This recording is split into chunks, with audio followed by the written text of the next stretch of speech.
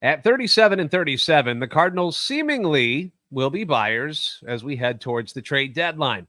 Today we look at more trade possibilities, some aggressive, some not so much, maybe even selling. How about that? All on today's episode of Locked On Cardinals.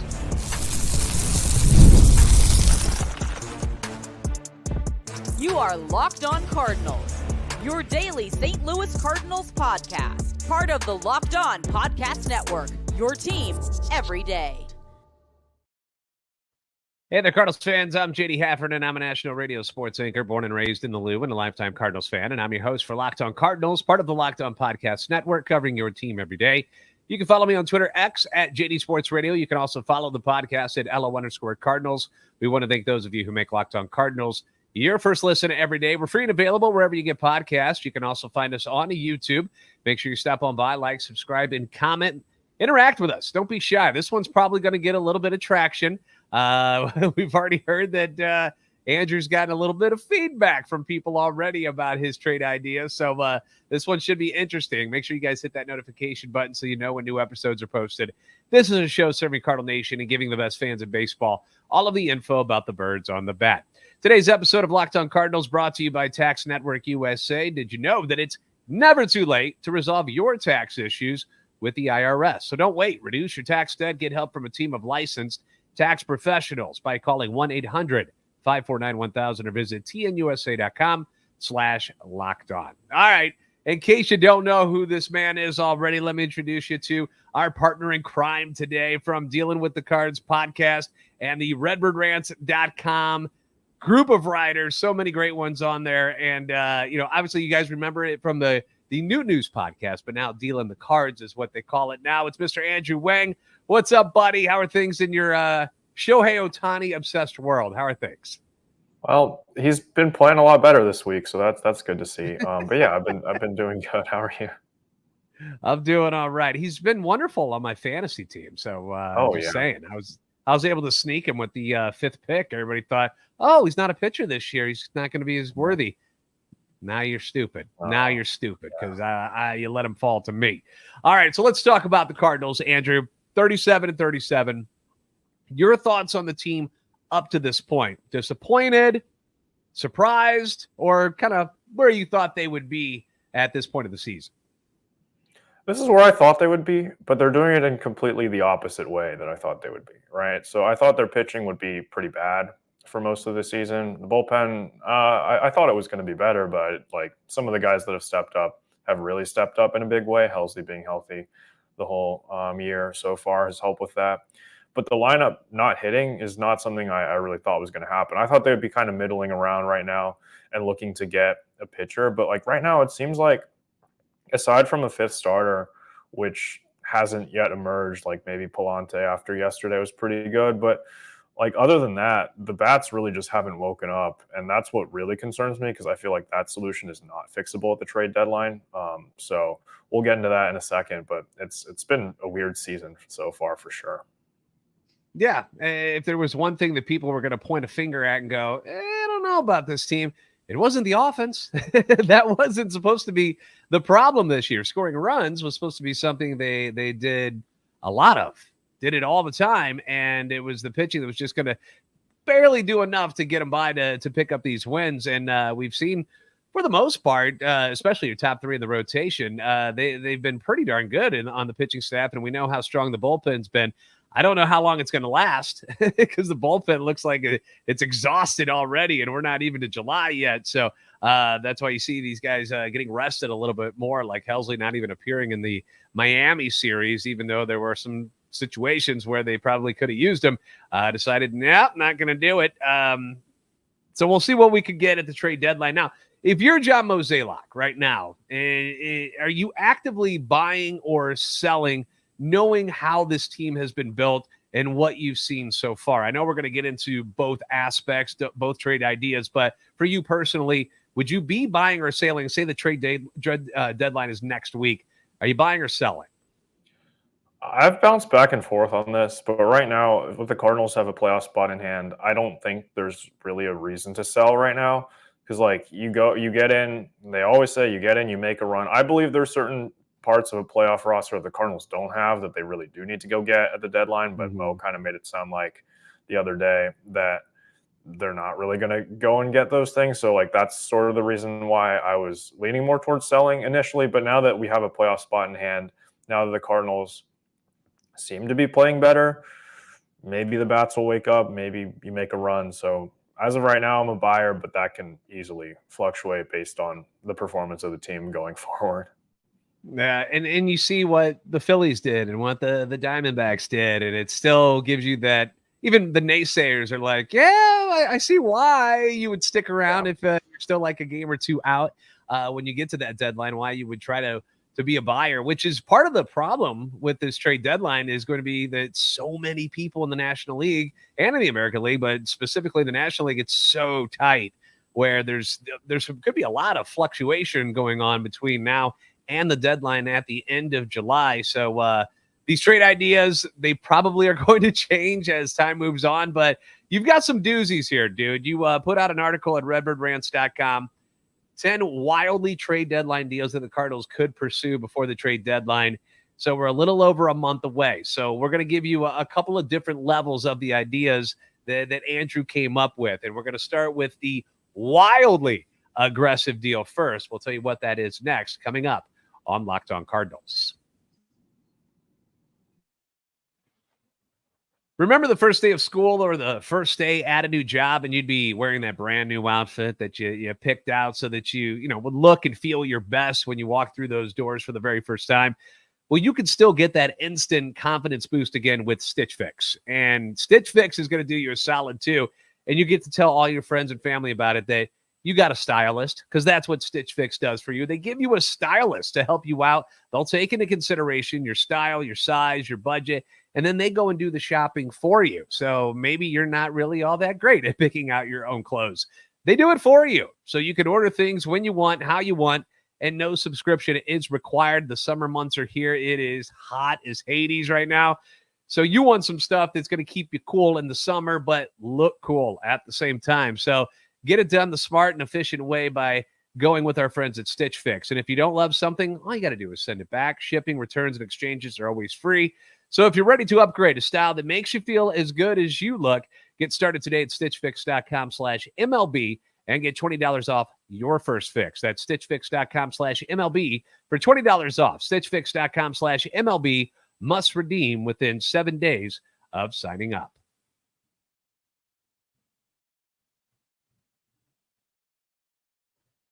Are you watching Fox Sports or ESPN on your TV all day? Have to turn down the volume with all the shouting? Then make the switch to Locked On Sports Today. It's free 24/7 sports streaming channel programmed for you every day to bring you the biggest stories without all the screaming, because you don't need that.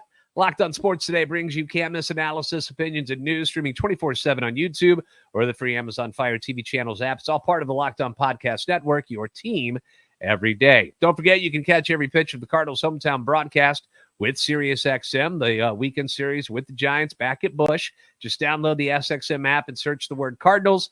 And again, thank you for making Locked On Cardinals your first listen every day. Once again, Andrew Wang from Dealin The Cards podcast and redbirdrants.com joining us here today to talk about trade ideas, because I can sit here and come up with my ideas and tell everybody all about them, but I like hearing other people's trade ideas. And for once in a while, you guys get yelled at for a little bit, whether the people like them or don't like them. You said that because you guys had this discussion on your recent podcast that you got some angry Cardinals coming at you guys about some of these trades. So curious what our Locked On Cardinals audience will come at you with. So we're going to start with the wildly aggressive deal first, Andrew. A lot of big names in this one. St. Louis Cardinals receive Luis Robert Jr., Garrett Crochet, and John Brebbia, which obviously the biggest name of the bunch, from the Chicago White Sox in exchange for Jordan Walker, Tien Kent, Sim Robertson, and Victor Scott II. A lot of talent there. Tell me about this one. Where did it come from, and why would it be good or bad for the Cardinals if this is the route they went? Yeah, so first I'll give credit to my co-hosts on Dealin The Cards. Josh and Sandy came up with a lot of these trades. So I mean, I'm not going to take credit for all of them, good or bad. So we can share the love with that.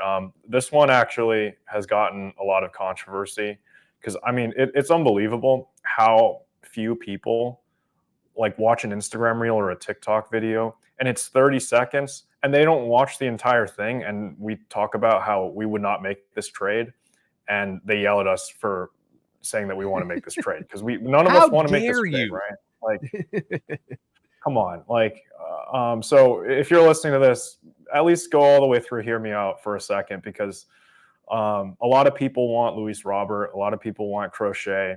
I want John Brebbia because he had a 3,000 OPS at one point, and I like those two-way guys, but that's a different story. But Luis Robert, Garrett Crochet, people have talked about it a lot in the Cardinal space. Doesn't make sense to me because, first of all, Robert has a couple more years of control left. He's not really at his best right now. He has some injury history, but when he's at his best, can be like a top 5 center fielder in the entire game. Huge upgrade over anything that you've got right now on the team. But he's going to be expensive, and the White Sox are rumored to be looking for a package that's bigger than the Juan Soto deal. And honestly, this package with Walker and Scott and Hentz and Robertson might not be enough. There might be other teams that can offer more, and the Cardinals just don't have the farm depth to give that up. Like, other teams might have a Mason Wynn that the Cardinals are just not going to hear. Like, they're not going to listen if the White Sox ask for Mason Wynn. That's just not going to happen. But other teams have those pieces that are expendable. Like CJ Abrams was just sitting on the Padres. There was a logjam. Like, that entire team is made up of shortstops. But CJ Abrams just didn't have a place. And the Cardinals don't really have that luxury to play like that. But that's what a package would look like if the Cardinals wanted to go out and get those big names. Garrett Crochet has a lot of control left. And he's only been a starter for like 3 months. So do you really want to take that risk and go out and get him when he's had some injury history? It's a big, risky move. It would make the team a lot better today.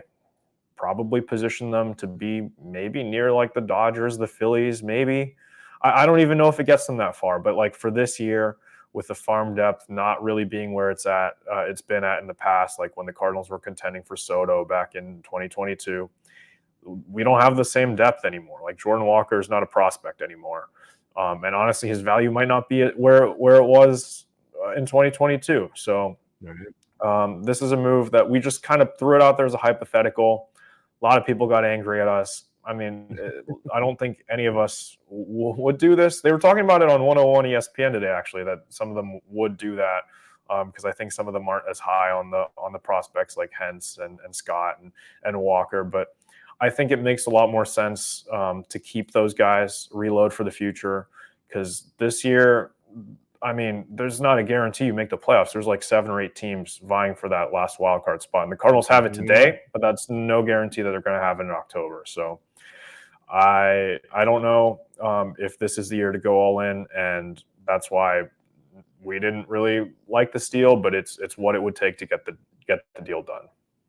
Yeah, I mean, think about it. A week and a half ago, the Cardinals were in last place again, and now that we're talking second wild card, that's how quickly things can flip with how tight it is in the NL wild card race right now.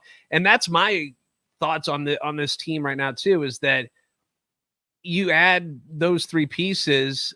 Does it really guarantee you that you can play with some of those big boys? I still find it hard to believe. I mean, we are talking about guys with huge upside, but I don't see it. I don't see mortgaging 5 years to go all in on a team like this that's 37-37 and has, an aging Nolan Arenado and an aging Goldschmidt and injuries galore all around. It doesn't seem to make a lot of sense, but I like that you guys put it out there because, like you said, that's what it would take. That's what the White Sox are looking for in exchange. Now, if you wanted to break a piece off of that and go after your boy John Brebbia, I'm okay with that, to be honest with you. That's the kind of trade that I'm kind of looking at with the Cardinals because I'm nervous about this bullpen going down because they've had to be used so much, specifically, the top 3 in the back end there, that they need another veteran arm with no Keenan Middleton, who's supposed to be that other piece to go along with Andrew Kittredge for those, those high-level situations, and it's just been all on Kittredge instead. And, you've seen him kind of wear down, and this is his year coming back from the Tommy John. So I feel like it might be getting to these guys a little bit, and you can't really blame them. I mean, all 3 of those guys are, top 10 in appearances in the National League right now, I believe. So, John Brebbia, bring him on. The other guys, I don't think the Cardinals can afford those types of moves. Next one, we're going to go to a grouping of the more conservative deals that you guys talked about. This one dealing with the Boston Red Sox, one that, I haven't heard a lot of talk about this one, which is why it caught my attention. The Cardinals would receive pitcher Nick Pivetta and closer Kenley Jansen. Boston would receive in exchange Juan Bin Cho, Jimmy Crooks III, and Connor Thomas. So you've got some prospects, some lower level prospects, but you're getting some veteran help in the bullpen and in the rotation. I'm kind of on board on this one, Andrew. What are your thoughts on it? Yeah, so for this deal to go through, first of all, the Red Sox have to be open to selling, and they're kind of making a push right now. So I don't know if that's necessarily in play, but again, things can change really quickly. I think the Red Sox have been on a run recently, and when we decided on this trade, we're kind of rooting for them this weekend because they got to play the Reds, and we need to get these NL Central guys to keep going down a little bit. Yeah, but like recently, there's been issues with our rotation depth. Steven Matz suffered a setback. Andre Palante was great yesterday, but like it seems like the organization doesn't really trust him to fill that last role. Kyle Gibson had a back thing that hopefully will never happen again, but that really was a problem for the team for the last couple of days. And adding another veteran starter like Nick Pivetta would be great. He only has 1 year left. He's been a solid mid-tier starting pitcher, like high 3s, mid 4s, ERA guy. He'll give you the innings. He's a Heim Bloom guy. Fit kind of makes sense there. And I don't really think the Cardinals are really going to go after those Garrett Crochet, Jesus Luzardo. Like any of those guys are pretty much off the table because they would just be so expensive. There's going to be so many buyers. So you kind of have to patch the rotation together with whatever you can get. And Pivetta would be like a good ad. His strikeout rate's pretty high, so you alleviate the defense for a little bit, like Sonny Gray does with his strikeout rate. And then Kenley Jansen, you need a guy to replace Keenan Middleton, right? Keenan Middleton's not going to pitch this year. He was a guy you were relying upon to be that second right-handed option for like platoon matchups because Helsley's pitching the ninth and only the ninth. So he's a righty, but you're not going to use him against anybody in like a high leverage 7th or 8th inning. You get a guy who's been there, has closing experience. Now, I mean, watching Kenley Jansen from a distance, I've enjoyed seeing him blow up against the Cardinals over the years, but I mean, I guess maybe we're just that team. So he's had a track record with the Dodgers and the Braves and the Red Sox, and he's maybe going to be a Hall of Famer one day. So that would be nice to have at the back end of the bullpen. The guys are giving up. It's kind of risky. Juan Bin Cho is someone I'm pretty high on. One of the first Korean prospects to sign internationally and not just go directly to the KBO. Must mean something. Jimmy Crooks, though, I feel like he has high upside, but the Cardinals have a lot of catching depth already. Like you saw Pedro Paez come up, and he's been pretty good, even though he really just shouldn't be on the team right now. And Connor Thomas is kind of a throw-in guy. He's on the 40-man roster, I believe, but he hasn't really panned out.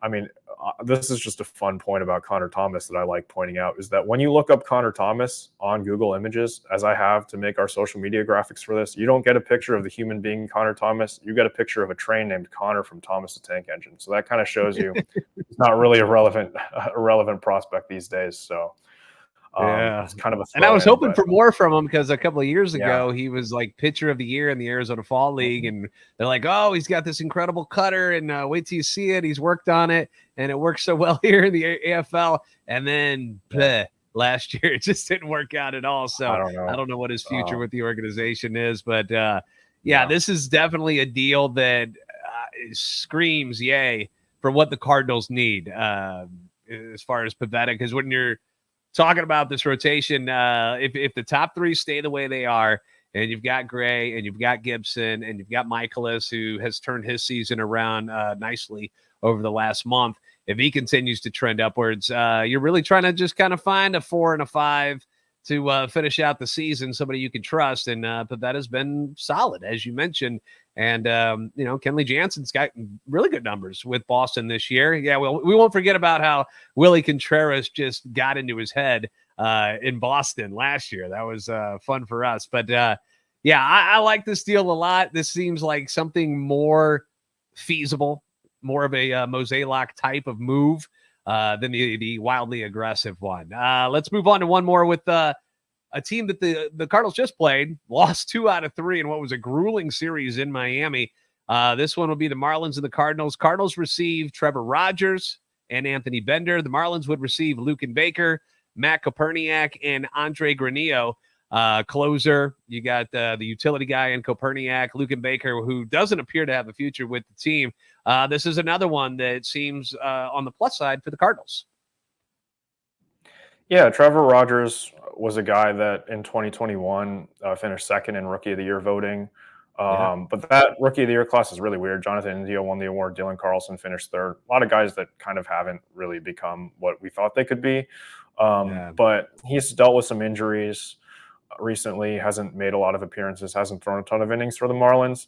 But the Marlins are in full rebuild mode. There's no way around it. And they're probably going to have to part with some of those arms that they've been developing, which is really sad because they had a really exciting core, but all those injuries. Can you imagine if they had their healthy rotation with Alcantara and Luzardo? You've got what's his name? Max Meyer was another one that went down with injuries. You've got Braxton Garrett. You've got Cabrera. There's like 7 or 8 of them that if they were healthy, that's crazy. That'd be the craziest rotation out there. Yuri Perez, nuts. But they kind of have to blow it up. And Trevor Rogers, someone who's not been great for them recently, but he's shown that in the past. Maybe a change of scenery gets it done, and you're not giving up too much. Anthony Bender, again, you're going to get him. Right-handed reliever who's pitched in high leverage in the past. I think he missed all of last year due to injury, but came back, hasn't been quite the same. But we'll see what happens with those guys going forward. Just banking on bounce backs from those guys, you win around the margins. It's kind of what this team has to do at the deadline. And once you're giving up Matt Koperniak, a guy who's probably not going to see much major league action with the Cardinals, Luken Baker, who, people want him to play first base next year if they don't retain Goldschmidt, but I think Alec Burleson has won that role pretty clearly over Luken Baker at this point. You get someone else in the outfield who plays better defense. Jordan Walker is probably going to go there. So Alec Burleson, I feel like, is my guy going forward. Andre Granillo is probably the most intriguing prospect out of all of these guys. But I don't think you're really gonna do any better than that with 2 bounce back candidates. And if Rogers becomes even half of what he was in 2021, that's a very solid number 5 starter. And again, when you get to the playoffs, you only really need Sonny Gray, Kyle Gibson, Miles Michaelis / Lance Lynn, whatever. Really, you don't need that many starting pitchers. So you get Rogers for the stretch run. You make the playoffs with him because a lot of these teams are going to be looking for pitching help. A lot of these teams don't have a full rotation. I feel like the Cardinals are in fairly good shape with that. But you get these guys that could be really good for a playoff run, and you don't give up all that much value. I feel like if the Marlins are opening moving on from Rogers, it's a no-brainer. But again, it's not exciting, but that's what the Cardinals do. So we have to keep it realistic here. Who are we talking about here? We're talking about John Mozeliak and the Cardinals, man. Exciting. Not something they usually gravitate towards, but they seem to make some pretty decent deals at the deadline. How many people were thinking about Jordan Montgomery that year for Harrison Bader? That came out of nowhere, and look how well that worked out. So, there should be a little bit of trust when it comes to trade deadline deals, I think, with John Mozeliak. It's in the off season when he's got a lot of time to ponder. That's when things seem to go sideways for Mo. All right. So there's a few other in this article that Andrew and the guys came up with that you guys should check out. We're going to have it linked in our description, so make sure you go down there, click on it to the redbirdrant.com website, and you'll see all of the other trades because there's some other big ones in there. But now I want to get to the point where if things don't go quite the way we want them to, what if things don't work out? And heaven forbid the Cardinals start to fall out of the picture and become sellers yet again. We'll give you Andrew's possible deals involving at least one all-star And this one might upset some people as well. So we'll tell you all about it coming up next on Locked On Cardinals. Here on Locked On Cardinals, we pride ourselves on getting you the latest news for your team, whether it's the offseason draft, which is coming up, spring training, the playoffs, hopefully, playoffs. It's year-round. It's year-round with Locked On Cardinals. And you know what else is year-round? Collection season. Unfortunately, because tax season is over, it doesn't mean that the IRS is just going to, we're cool. They're not going to stop. They don't stop coming after you for unfiled taxes.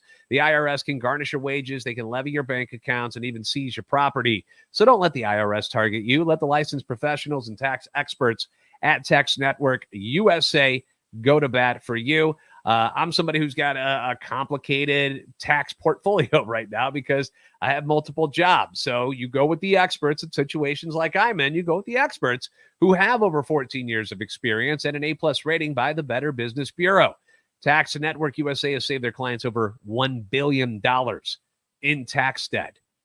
They could buy Shohei Ohtani with their tax debt that they've saved their customers. So whether you owe taxes, whether you've got complicated matters with your tax planning, like I go through, or you finally hit that parlay this season and need help correctly filing, call 1-800-549-1000 or visit tnusa.com/locked-on. You can check out the link in this episode's description down below, and of course in the show notes as well. Why wait and keep stressing over it? Doesn't make sense. Reduce your tax debt. Get help from a team of licensed tax professionals by calling 1-800-549-1000 or visit tnusa.com/locked-on.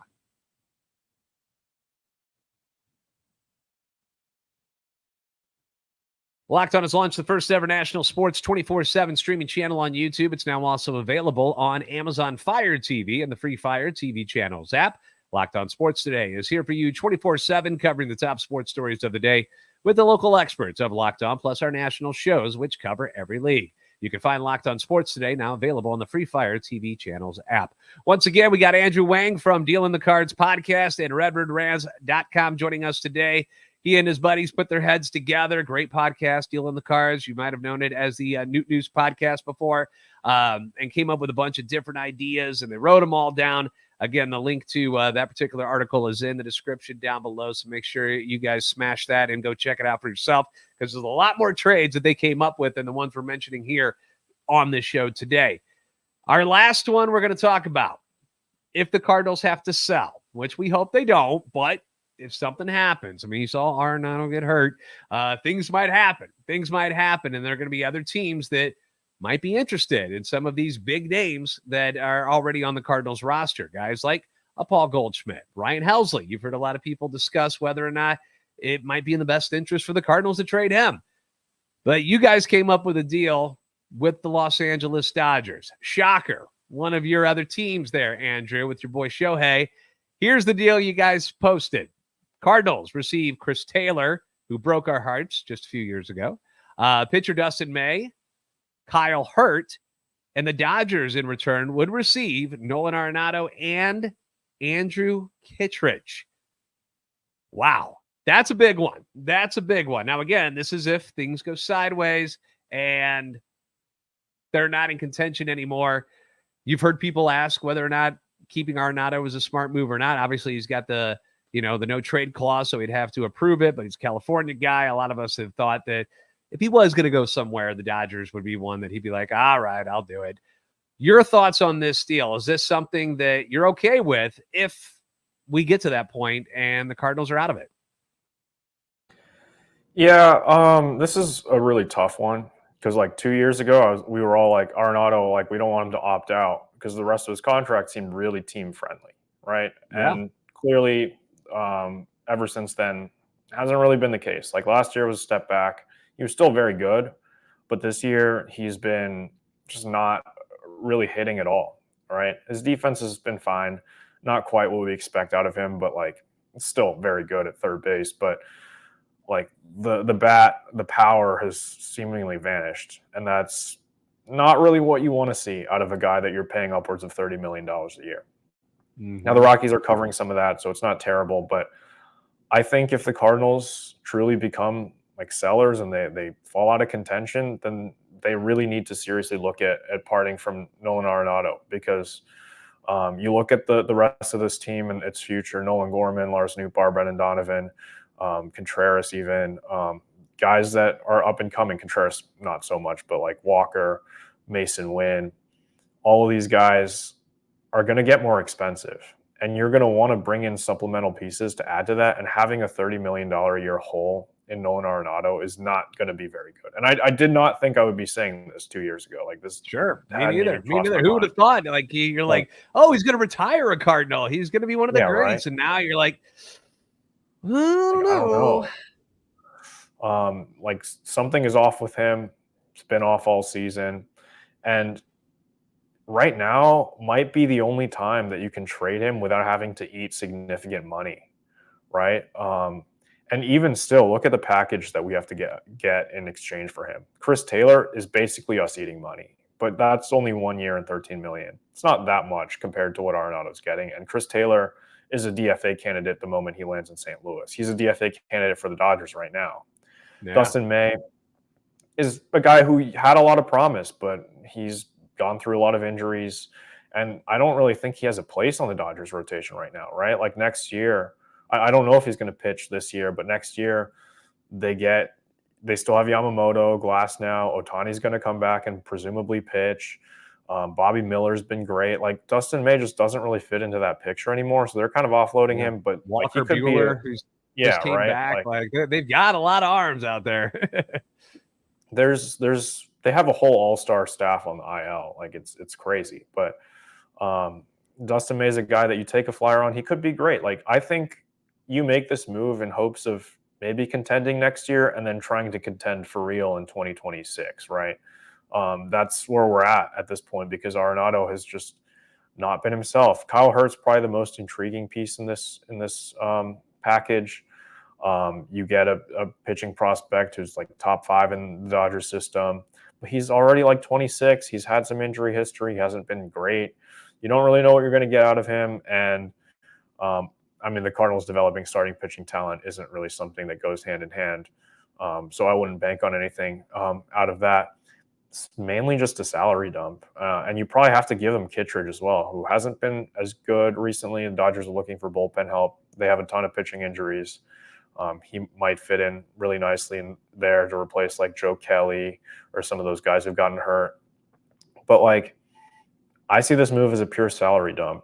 And that's really sad. But it's kind of the point where we're at with Nolan Arenado, right? Like you've seen a lot of players recently have kind of fallen off. Like the Braves, like they're hitting, like what's going on with those guys? They're on much team friendlier deals. They're a lot younger than Arenado. I'm not really worried about them. But like if this turned into an Anthony Rendon type situation, which it very well could, this is how Anthony Rendon started with the Angels. It could get really ugly, and it could be a really big problem if the Cardinals want to contend with their young core. So, I mean, Nolan Arenado is a future Hall of Famer. I'm not really going to bet against him to bounce back, but like you run the risk of him just not being good again. And that's really bad for fans. It's really bad for the organization because you're investing a lot in this guy. And it makes sense as a fit on the Dodgers too. Max Muncy just went down with an injury. Mookie Betts broke his hand. Like we don't know what's going to happen with him. They just picked up Biggio to play third base. That was like, somebody Toronto didn't want anymore. That's who's playing third. Yeah, exactly. So they have a need in their middle infield, right? You can fill third base, and then you just go and see what happens. And like that's a very first world problem. The Dodgers are like 20 games over 500. They're like a 10 game lead in the NL West.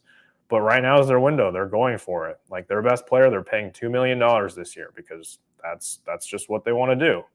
They're going to go for it this year, in the next 10 years. So even if Arenado isn't himself, like that's better than what they got right now. Kike Hernandez has like a 530 OPS, and I enjoy watching the Dodgers. I'll admit that right now on the Cardinal podcast. So I like watching the Dodgers. I root for them to win, but like Kike Hernandez at third base is not the answer.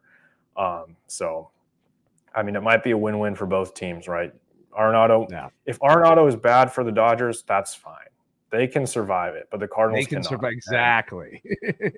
Whereas with the Cardinals, you're seeing what's happening with him and Goldie not living up to expectations. And it's kind of, you're at a crossroads here too when you talk about it. Nato and Goldie are good friends. And if they're not going to bring Goldie back next year, maybe this is a point where Arenado's like, all right, maybe it is time for me to try getting somewhere else. If, I'm kind of aging myself out of the Cardinals organization, who, by the way, when you look at things, say, let's pretend that something like this does go down and Nato's not on the team anymore. You've still got capable guys to go play at the hot corner. You can trust a Brendan Donovan down there. You can move Nolan Gorman back over to third base if you wanted to. And you've still got some outfield depth that is still available to play left field. And Burleson, if he's going to be your first baseman of the future, you're still okay. Like, you've still got some guys to fill out those spots in the outfield, and you're still fielding a very good infield and a much younger infield at that with those guys on the corners. So there's part of me that's like, ooh, that's kind of exciting to think about. And then at the same time, you're like, oh, it's just sad to see Nato not being able to be the guy that we've all come to know and love over the last decade of baseball. Although he's looked a little more spry recently. I wonder if there was like a little shot or something that he recently got, because he's looked a little bit better down at third, a little bit quicker at the plate with the bat. So I wonder if there's been like some sneaky stuff going on. That's just me thinking out loud, but it's funny. All of a sudden he just, hey, I feel great. And he's just doing so. So I wonder if something like that might have happened, but unfortunately got hit on the elbow the other day to day with the right elbow contusion. So we'll keep an eye on that, but very interesting stuff. I hope they do not become sellers. I hope that we talk about this about a month from now, Andrew, and we're talking about deals to make this team better right now. I hope that's what we get into. So make sure you guys are always checking out the podcast with Andrew and the guys, Dealin The Cards podcast. And of course, you can check them out. This article and many, many more great ones available at redbirdrants.com. Andrew, where can everybody find you on Twitter X, my friend? Yeah, you can follow me at Andrew_Wang7, and then at Dealin The Cards. You can find us on YouTube, Spotify, Apple Podcasts. We got stuff going up twice a week. Always have some fun time holding Moe's water, as they say. So you can. We also have that. Before we wrap up, real quick, thoughts on the Rickwood game on Thursday night? What did you think about all that? Yeah, I thought it was really special. I feel like it was handled probably one of the better like special event games that MLB's had. They've had games in like overseas. I feel like none of those have been quite as good as we had anticipated, but like this one, I feel like honoring the legends of the game that really haven't gotten the recognition that they deserve. It was great. It's really tough that Willie Mays passed away right before the game, but I feel like it was a good time to honor his memory as well. That was a really nice way that they did that.